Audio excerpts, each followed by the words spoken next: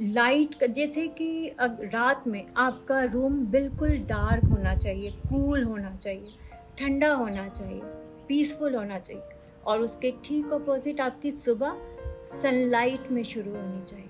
और ये डिफरेंस ही आपकी बॉडी कैच करती है और समझती है कि हाँ, अब मेरे सोने का समय हो रहा है और अब मेरे एक्टिव होने का समय हो रहा है।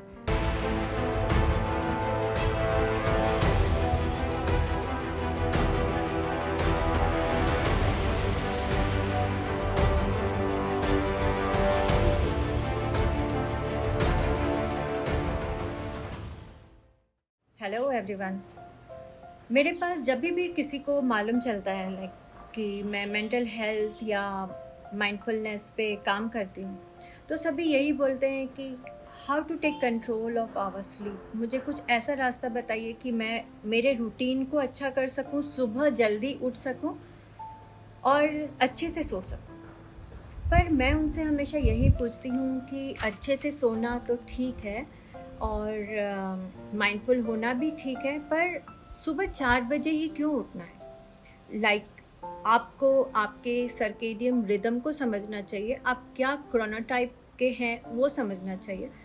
क्योंकि मैं बताती हूँ आपको, लाइक व्हेन आपके जो डीएनए है उसमें से कोई एक सिंगल पार्ट जब ऊपर नीचे होता है, कोई भी सिंगल पार्ट अगर ऊपर नीचे हो जाता है, वो डिसाइड करता है कि आपका क्रोनोटाइप क्या है। Like you are a night owl, you are a early bird और यू आर इंसोम्नियाक और you fall in between any of this.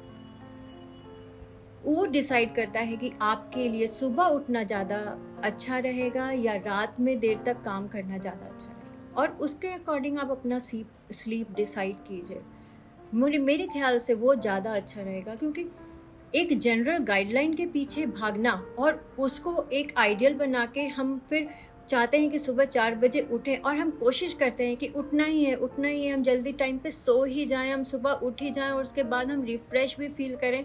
और जब ये सब कुछ भी नहीं होता, इनमें से कुछ भी नहीं होता है, हम फिर डिप्रेस्ड फील करते हैं। फिर उस साइकिल में हम बार बार फंसते रहते हैं। तो आज मैं आप सबसे ये कहना चाहूँगी कि आप जनरल गाइडलाइंस के साइकिल में ना फंसें, खुद की बॉडी को समझे, खुद के क्रोनोटाइप को समझे, उसके अकॉर्डिंग आप अपना शेड्यूल को मैनेज करें।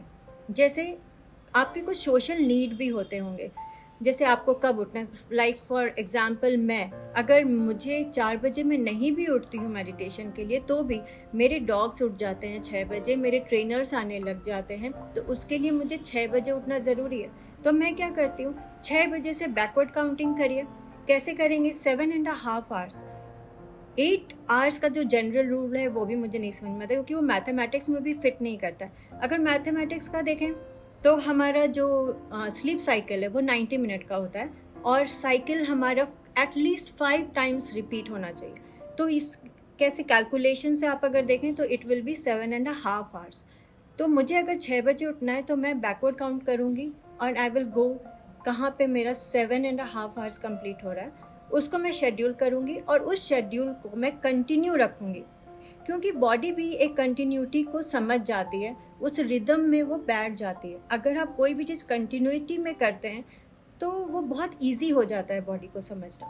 तो मैं चाहती हूँ कि पहले आप अपनी बॉडी का समझें, क्रॉनिकल टाइप अपना समझें, फिर आप देखें कि उसको आप कैसे कंटिन्यूटी में कर सकते हैं। And third thing which I want you all to do is to create a difference between your day and night. वो कैसे करेंगे आप? उसके लिए आपको सुबह उठ के विदिन 45 मिनट आपको रोशनी में जाना चाहिए। अगर आप लाइट जैसे कि रात में आपका रूम बिल्कुल डार्क होना चाहिए, कूल होना चाहिए, ठंडा होना चाहिए, पीसफुल होना चाहिए और उसके ठीक अपोजिट आपकी सुबह सनलाइट में शुरू होनी चाहिए।